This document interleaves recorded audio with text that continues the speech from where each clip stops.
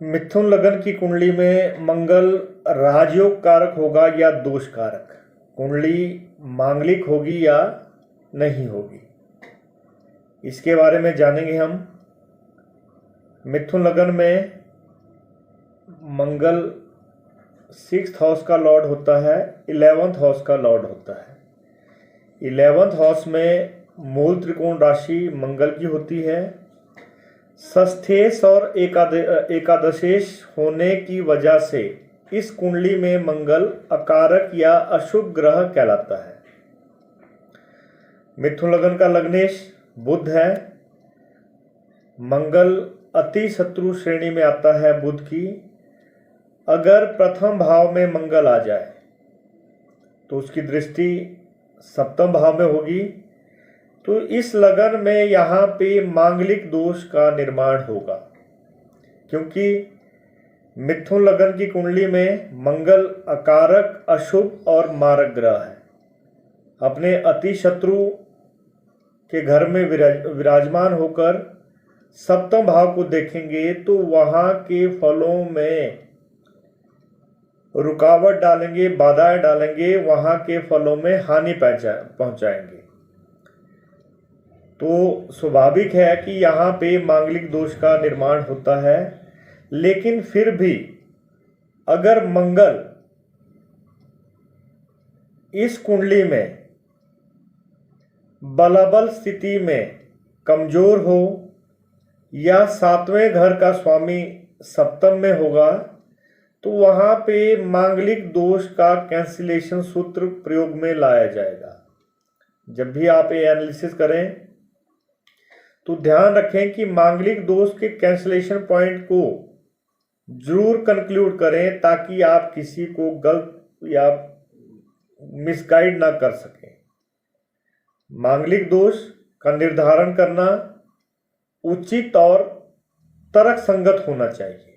इस सीरीज के जरिए जो हमारे विद्यार्थी हैं, व्यूअर्स हैं, स्टूडेंट्स हैं, या जो भी इस वीडियो को देखते हैं, इन सेशंस को देखते हैं, तो बहुत अच्छे तरीके से आप स्वयं की कुंडली को या किसी भी हॉरोस्कोप में मांगलिक दोष बनेगा या योग बनेगा उसका निर्धारण कर सकते हैं।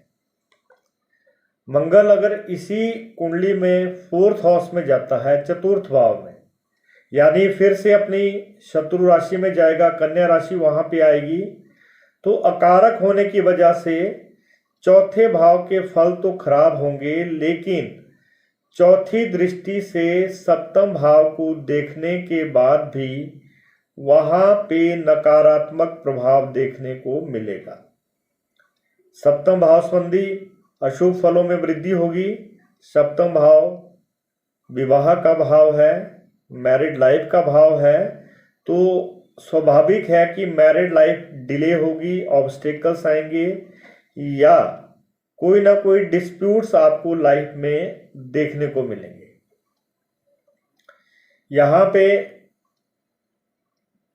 मंगल स्वाभाविक है कि मांगलिक दोष का निर्माण करेगा और आपके 7वें भाव के फलों को खराब करेगा, और जीवन में जो भी विवाह संबंधी कार्य होते हैं, वैवाहिक जीवन की एक शैली होती है, उस शैली को बिगाड़ेगा। सप्तम में मंगल आएगा तो यहां भी मांगलिक दोष का निर्माण होगा, क्योंकि यहां पे मंगल स्वयं विराजमान होकर 7वें भाव के फलों को खराब करेगा। अपनी महादशा या अंतर्दशा में आपको वैवाहिक समस्याएं प्रदान करेगा, क्योंकि यहाँ पे प्योर मांगलिक दोष बनता है। अगर 8वें भाव में मांगलिक का विचार करते हैं मिथुन लग्न में, तो मकर राशि आती है।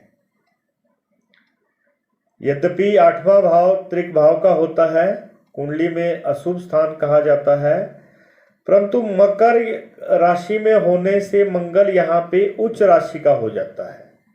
तो हमारे अकॉर्डिंग जो हम काम करते हैं, जो अपना एक्सपीरियंस है उसके अकॉर्डिंग यहाँ पे हम मांगलिक दोष निर्माण के लिए हाँ नहीं कहेंगे, यहाँ पे हम इसको कैंसलेशन रूल में डालेंगे। ऐसा मंगल अपनी महादशा में आएगा, अंतर्दशा में आएगा, एक्टिवेशन में आएगा तो काफ़ी शुभ फल देगा, प्रॉफिट एंड गेन्स यहाँ पे देगा, फुलफिलमेंट ऑफ विशेज यहाँ पे देगा और शादी विवाह के फलों में कोई भी हानि नहीं पहुंचाएगा, क्योंकि मंगल यहाँ पे पावरफुल मोड में हो जाता है। 12वें भाव में मंगल, इसका मांगलिक अगर हम विचार करते हैं तो यहाँ पे मांगलिक दोष माना जाएगा, क्योंकि त्रिक भाव है, 12वां भाव त्रिक भाव होता है, कुंडली में शुभ नहीं माना जाता। मिथुन लग्न की कुंडली में 12वें भाव में वृष राशि आती है, शुक्र की राशि है, शत्रु राशि होती है मंगल के लिए। मंगल यहाँ पे अकारक होता है, त्रिक भाव में विराजमान होता है। शत्रु राशि में जाने से मंगल की अशुभता में वृद्धि होती है। यहाँ से मंगल अपनी 8वीं दृष्टि से 7वें भाव को देखता है, तो स्वाभाविक मांगलिक दोष का यहाँ पे निर्माण होता है। इस बात का ध्यान रखें, कौन से भाव में मंगल जा रहा है, कौन सी राशि में आ रहा है, लगन का मित्र है या शत्रु है, लगन के अनुसार कारक है या अकारक है, अशुभ या शुभ है। अगर शुभता लिए होगा तो वहाँ पे योग का निर्माण होगा, अगर अशुभता लिए होगा तो वहाँ पे दोष का निर्माण होगा। योग जब निर्मित होगा तो मंगल से मिलने वाले फल या वैवाहिक सुख में वृद्धि होगी। अगर अशुभ कारक होगा, अकारक होगा, शत्रु राशि में होगा, त्रिक भाव में जाएगा तो विवाह संबंधी मामलों में हमेशा अशुभता ही प्रदान होती है। इस प्रकार हमने इस सेशन में जाना कि मिथुन लग्न की कुंडली में मंगल पहले, चौथे, 7वें, 12वें भाव में स्थित होने पर मांगलिक दोष का निर्माण करता है।